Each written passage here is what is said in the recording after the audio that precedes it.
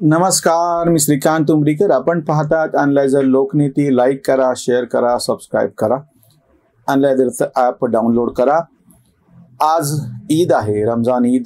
ईदच्या सगळ्यांना शुभेच्छा. रमजान शब्द वापरावा का रमादान शब्द वापरावा असे काही चर्चा होत असते. आपण ती बाजूला ठेवूया. त्याच्यावर मी उसंतवाणी लिहिल्याच्या नंतर एका तथाकथित स्वतःला कट्टर हिंदू म्हणून घेणाऱ्यांनी माझीच सभ्य शब्दामध्ये आई बहीण काढली की कशाला गरज आहे आणि कशाला तुम्ही फुकटचा सेक्युलरिझम दाखवता, असा त्याचा रोख होता. त्यातला बारकावे मी घेत नाही इथे आणि ती भाषा तुमच्यासमोर ठेवत नाही. या निमित्तानं मला असं वाटलं की मुस्लिम बांधवांच्यासाठी नाही, त्यांचा विषय वेगळा आहे, तेव्हा मी काही वेगळी मांडणी करेन. भारतामध्ये किंवा भारतीय उपखंडामध्ये अजून जबाबदारीनं विधान मी करतो, म्हणजे त्याच्यामध्ये पाकिस्तान, बांगलादेश पण आलं. भारतीय उपखंडामध्ये जे मुसलमान आहेत त्यांच्या संदर्भात जरा काही गोष्टी समजून घ्यायची गरज आहे. आज ईदच्या निमित्तानं आपण आवर्जून ते समजून घेऊयात. निदान मी माझ्याकडून प्रयत्न करतो, ज्याला समजेल त्याला समजेल. सगळ्यात पहिला मुद्दा म्हणजे संपूर्ण भारत आणि भारतीय उपखंड म्हणजे पाकिस्तान आणि बांगलादेश, इथे जेवढी मुसलमानांची संख्या आहे तेवढी जगात कुठेही नाही. अगदी फक्त भारत जरी मोडला तरी इंडोनेशियाच्या बरोबरीनं मुसलमान भारतामध्ये आहे. म्हणजे एक जो मुद्दा लक्षात घ्यायला पाहिजे की ज्याला आपण भारत म्हणतो, जुना भारत, अखंड भारत सुद्धा आपण भाजप संघ, मोदी, अमित शहा त्यांच्या परिभाषेतला घेऊयात. या सगळ्यामध्ये जे मुसलमानांची संख्या आहे ती सगळ्यात जगात जास्त आहे. दुसरी महत्त्वाची गोष्ट म्हणजे जेव्हा एखाद्या प्रदेशातली इतक्या करोडोच्या संख्येनं एखादी आपण लोकसंख्या म्हणतो, तेव्हा ते काही सगळे दुसरीकडून आलेले आहेत ही शक्यता नाही. म्हणजे एक कटू सत्य सगळ्यांनी, अगदी मुसलमानांनी सुद्धा स्पष्टपणे लक्षात घेतलं पाहिजे की या ठिकाणचे जे मुसलमान आहेत त्यांचा आणि हिंदूंचा DNA एक आहे. ते धर्मांतरित आहेत. कधी काळी ते हिंदूच होते, 3ऱ्या 4थ्या 5व्या पिढीमध्ये मागं गेलं की ते हिंदूच सापडते. म्हणून जसं पहिलं सगळ्यात जास्त संख्येनं आपण आहोत भारतामध्ये, भारतीय उपखंडात मुसलमान आहेत. दुसरी गोष्ट म्हणजे ते आपलेच भाऊबंद आहेत. हे कटू सत्य आहे. तुम्हाला नाकारायचं आहे किंवा स्वीकारायचं आहे त्यांना काही फरक पडत नाही. जसं आपल्याकडे भावकी असा शब्द आहे. तुम्ही नाकारा किंवा स्वीकारा, भावकी तुमची असते आणि तुम्हाला ते स्वीकारावं लागतं. त्या पद्धतीने हे सगळे मुसलमान आपलेच आहेत. ही पहिली वस्तुस्थिती समजून घ्या.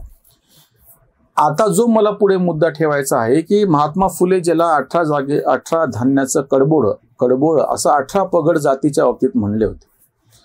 ढोबळ मानानं आपण ते 18 जाती, हे 18 जो शब्द आहे तो मान्य करू. पण पुढचा त्याचा जो भाग आहे, जर हे सगळे मुसलमान जुने आपलेच असतील तर भारतीय मुसलमानांना 19वी जात म्हणावी लागते, तर आपल्याला ते समजून घेता येऊ शकेल. मी काही हे उगाच फुकट सेक्युलरिझमचं तुम्हाला इंजेक्शन पाजायचं आणि गंगा जमनी तहजीब ज्याच्या विरोधात मी नेहमीच बोलत राहिलेलो त्या अनुषंगानं बोलत नाहीये. जातीपातीची जी रचना काळानुरूप आपल्याकडे होत गेली, पंथ उपपंथ निघत गेले. प्रत्येक वेळी आपलं जे काही मूळ तत्वज्ञान आहे त्याला विरोध करणारे लोक, म्हणजे भगवान महावीरांनी सगळ्यात पहिल्यांदा वेद प्रामाण्य नाकारलं आणि वेगळ्या जैन दर्शनाची निर्मिती केली. भगवान गौतम बुद्धाने त्याच्यातलं सांख्य दर्शन स्वीकारलं, बाकीची 5 दर्शनं नाकारली. त्यांनी बौद्ध दर्शन वेगळ्या पद्धतीनं मांडलं. चार्वाकांनी पण वेगळ्या पद्धतीनं आपलं दर्शन मांडलं, जेव्हा की त्यानं हे सगळेच्या सगळे दर्शनं आधीचे नाकारलेली होती. त्या तिघांनाही नास्तिक दर्शनं म्हणतात. त्याच्यानंतर पंथ निघाले. महानुभाव पंथ आहे आपल्याकडे. त्याच्यानंतर शिखांनाही वेगळा धर्म मानत नाहीत, पंथ मानला गेलेला आहे. महात्मा बसवेश्वरांचा पंथ आहे. ह्या सगळ्यांनी काही ना काहीतरी वेगळी मांडणी केली आणि प्रत्येक वेळी ज्या कोणी काही वेगळं मांडलेलं आहे ते सगळं आपल्या परंपरेनं स्वीकारलं. वेगळं जर सोडाच, अगदी वारकरी संप्रदाय नवीन तयार झाला. वारकरी संप्रदायाने प्रस्थापित ज्या सगळ्या तेव्हाच्या रूढी संकेत होते त्यांना म्हणजे पूर्णपणे फाट्यावरती मारलं, पूर्णपणे नाकारलं, त्याच्यावरती टीका केली आणि एक वेगळा पंथ तयार केला. वारकरी संप्रदाय तयार झाला. ही तुमच्या भूमीतली अक्षरशः हजारो वर्षापासूनची परंपरा राहिलेली आहे.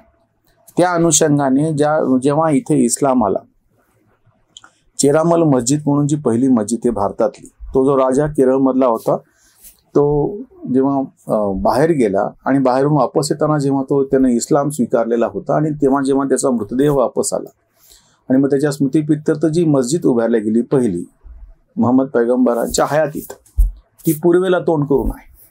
कारण की तेव्हा मस्जिद नावाची गोष्ट नव्हती.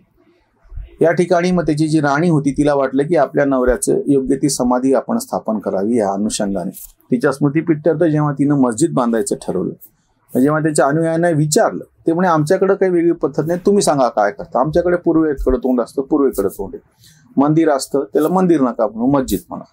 तिथे अजून काय असतं, दिवा. तिथे आजही दिवा देवता आहे तेव्हापासून. अशा पद्धतीनं जेव्हा इस्लाम आला भारतामध्ये तो तलवारीच्या जोरावरती आलेला नव्हता. नंतर तलवारीच्या जोरावरती आला.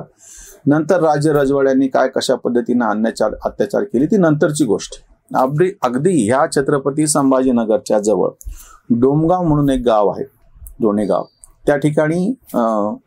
त्या ठिकाणच्या बोहरा समाजाच्या ज्या सुफी संताची जी समाधी आहे तिथे हा सुद्धा अगदी जेव्हा तलवारीच्या जोरावरती न आलेले जे इस्लामचे पुरावे त्याच्यापैकी एक आहे तिथे. अशा पद्धतीने आपल्याकडे सुद्धा आणि नंतर ही जी पूजा करायची पद्धत आली, दर्गा पूजक मुसलमान असा शब्द आहे त्याच्यासाठी, हे मूळ इस्लाम मध्ये नाही. भारतीय परंपरेचे हे वैशिष्ट्य राहिलेलं आहे. मोइनुद्दीन चिश्तीचा दर्गा आणि त्याच्यानंतर जैनुद्दीन चिश्तीचा दर्गा, ज्याच्या बाजूला औरंगजेबाची कबर आहे, ज्याच्यावरून खूप मोठा वाद चालू आहे. त्या 22 ख्वाजांमध्ये शेवटचे 6 जे ख्वाजा आहेत 17, 18, 19, 20, 21, 22 नंबरचे हे भारतातले आहेत. भारतामध्ये त्यांचे दर्गे आहेत आणि त्यांच्या दर्ग्यांचे उत्सव मोठ्या प्रमाणात साजरे होतात. तुम्हाला इस्लामवर टीका करायची नाही करायची, इस्लामला तुम्ही बंधुभाव तुमच्या मनामध्ये तयार होतो नाही होतं, हे सगळं बाजूला ठेवा. आत्ताची गोष्ट अशी आहे की ह्या सगळ्या दर्ग्यांवरती मोठ्या प्रमाणात जे त्यांचे उरूस साजरे होतात, उरूस भरतात, संदल म्हणजे मिरवणूक निघते, ह्या सगळ्यामध्ये फार मोठ्या प्रमाणामध्ये हिंदू सहभागी होतात, नवस बोलले जातात. हे सगळं जे तुमच्यापर्यंत चालत आलेलं आहे, जे तुमचं वैशिष्ट्य आहे, इस्लामचं नाही. आता जे ह्या सगळ्या भारतातले जे मुसलमान आहेत त्यांच्यातले काही मुठभर लोक कट्टरपंथी आणि काय कसं वागत असतील हा मुद्दा वेगळा, त्यांना कायद्यानं शिक्षा होईल. त्यांनी जी मंदिरं पाडली त्याच्याशी मी पूर्ण सहमत आहे. पण ह्याच्याशिवाय जे भारतातले प्रचंड प्रमाणात असलेले मूळचे हिंदू असलेले, नंतर इस्लाम ज्यांनी स्वीकारला, असे जे सगळे बांधव आहेत जे दर्गा पूजक आहेत,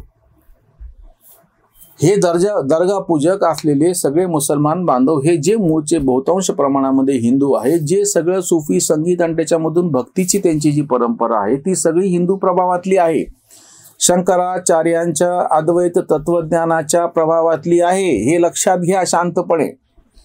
जर तुम्हाला हा प्रश्न सोडवण्याच्या दृष्टीनं पाऊल टाकायचा असेल तर ह्यांचा जो आपला DNA एक आहे, मोहन भागवतजी म्हणले ते अतिशय बरोबर आहे आणि फार योग्य मार्गाने योग्य दिशेने ते पाऊल उचलल्या गेलेलं आहे.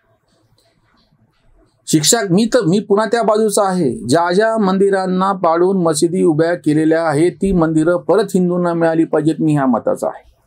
अगदी उद्या हे जरी सिद्ध झालं की हे मंदिर एखादं बौद्ध विहार पाडून मानले तर ते बौद्धांना मिळालं पाहिजे.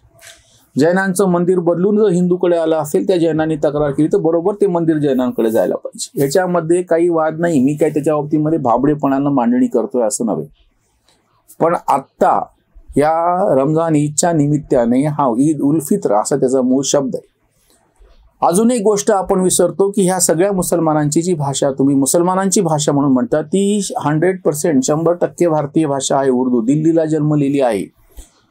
इस्लाम अरेबिक स्क्रिप्टमध्ये आणि फारसीत त्याच्यात तो अरेबिक जी सगळे आहे त्याचा भारताशी काही संबंध नाही. मूळ जे सगळं आहे ते कुराण मुळात उर्दूतच खूप नंतर आलं.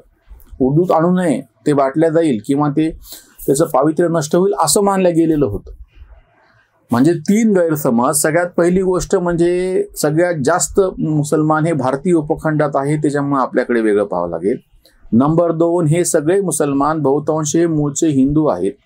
नंबर 3 ह्यांच्या ज्या रूढी परंपरा चालत आलेल्या आहेत त्या मूळ इस्लामप्रमाणे नाहीत, हिंदू प्रभावातून आलेल्या आहेत, हिंदू मानसिकतेमधून आलेल्या आहेत. हे आपल्याला शांतपणे समजून घ्यावं लागेल. अगदी त्यांची भाषा सुद्धा, ही जी उर्दू भाषा आहे ही भारतीय भाषा आहे, त्याच्यावरती आपला हक्क आहे. उर्दूमध्ये सगळ्यात जास्त शब्द हे त्या गंगेच्या खोऱ्यातल्या हिंदी खडी भाषा आणि ह्याच्यामधून आलेले आहेत, हे लक्षात घ्या.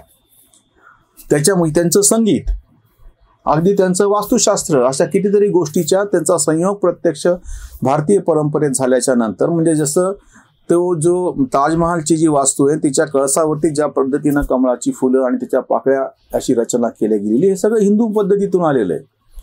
कुतुबशाही घराण्याचे ज्या त्यांच्या म्हणजे समाध्या आपण म्हणूयात, जे सगळ्या त्यांच्या मजारी, त्यांचे जे मकबरे आहेत हैदराबादच्या परिसरामध्ये, त्याच्यावरती ही सगळी हिंदू जी कलश, त्याच्यानंतर पान, त्याच्यावरती आंब्याचं पान ठेवलेलं, नारळ ठेवलेलं, अशा ज्या सगळ्या रचना आहेत त्याच्यावरती तर कोरलेले आहेत सगळं.